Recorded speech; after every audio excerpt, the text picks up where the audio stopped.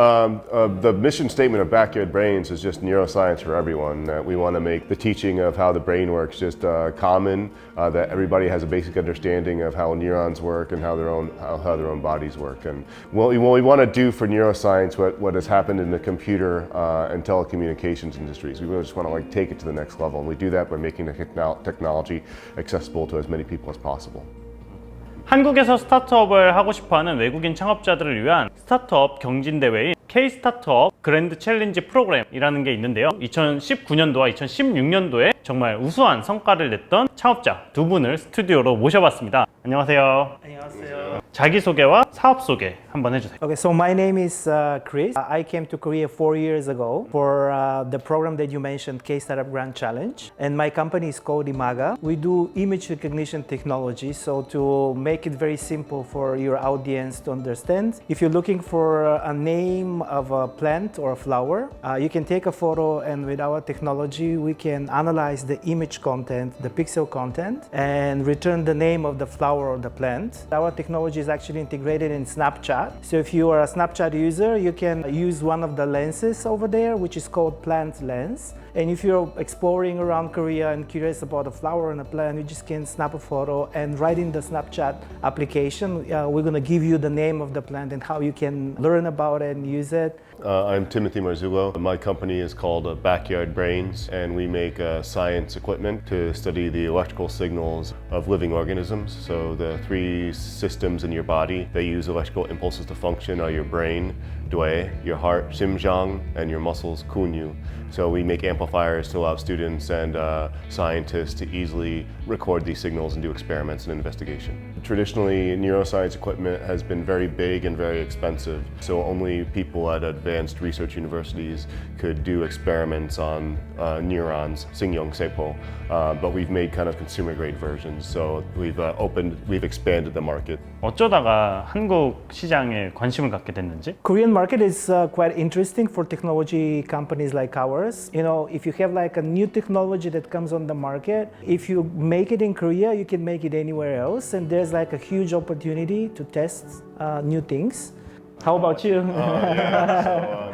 One of the pleasures of living in Korea is getting to appreciate the new music and try to learn a new language. And we love seafood, so we've been really enjoying the food here. But Korea is our biggest Asian customer. So even before coming to Korea, we already had customers in Korea. And of course, Korea is very well known internationally as being a very invested in education. And so as science and education, it wasn't really a hard decision for us. 앞으로의 계획이 어떻게 되나요? In our case, we want to apply our image AI, image analysis capabilities into this thermal image, where on the actual image, it's pretty similar to X-ray image, but X-ray is not so good when it comes to the health of your body, because there's like radiation coming into your body. With a thermal camera, there's no radiation, so it's pretty safe. You can use it at home as well. So we analyze all this distribution of heat, and through the AI, we can extract inflammation areas that might be caused because of COVID-19. Or another big case that we're working on, it's a breast cancer, where a lot of women that they don't go on time to check themselves. So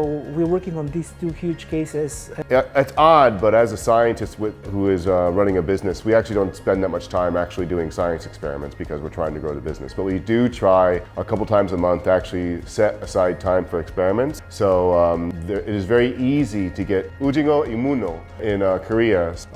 The octopus has a brain, but it also has little brains in its arms. So its arms are actually sort of autonomous. So we're trying to do some experiments measuring the nervous system activity of the octopus arms that we can turn into a new preparation that students could do. So that's kind of what we're doing today. So that's the short-term future.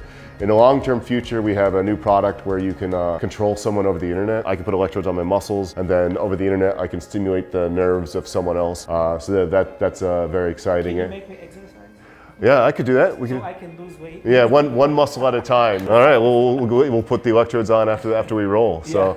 회사의 미션이 무엇인지? The mission statement of Backyard Brains is just neuroscience for everyone. That we want to make the teaching of how the brain works just common. That everybody has a basic understanding of how neurons work and how their own bodies work. And so, if you think about it, everybody seems to believe that we live in this advanced time because, oh my God, look at all the stuff my phone can do. But if you actually take a step back back. We sort of live in the dark ages when it comes to neuroscience. Imagine surgery before anesthesia. I mean, anesthesia was only invented 170 years ago. And most brain diseases we can't even cure. What's Alzheimer's? We can't even diagnose Alzheimer's. What's depression? I don't know. Well, we want to do for neuroscience what has happened in the computer and telecommunications industries. We really just want to like take it to the next level. And we do that by making the technology accessible to as many people as possible. Really cool. So yeah, Imagga's mission is to democratize the image recognition technology and pretty much available for big companies, but like small and medium-sized companies doesn't have the resources and the potential to develop and apply these kind of technologies that are the technologies of the future. So yeah, we want to develop this technology and make it widely accessible to a wider range of businesses who can implement and like get advantage of it. So this is kind of like our goal, like long-term goal.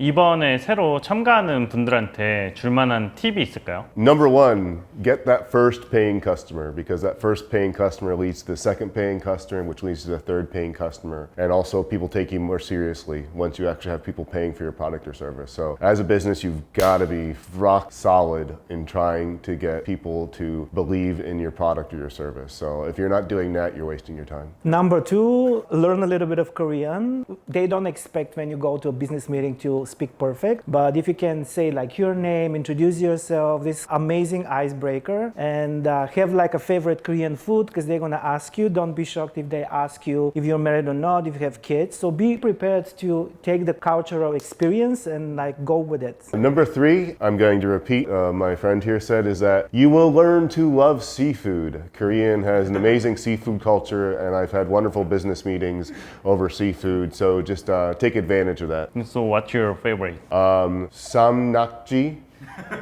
대회하면서 좀 재미난 에피소드가 있었다면 소개해 주실 수 있나요? And we do experiments on cockroaches. I had this cockroach on this ice water for the whole class, and it was an hour and a half class. And then right at the end of this class, where we had all these cool experiments, I said, "Are there any questions?" And this one little kid raises his hand, like an 11-year-old, super cute kid, says, "바퀴벌레 괜찮아요?" So that's one of my favorite memories is a little kid being all concerned about this little cockroach. So.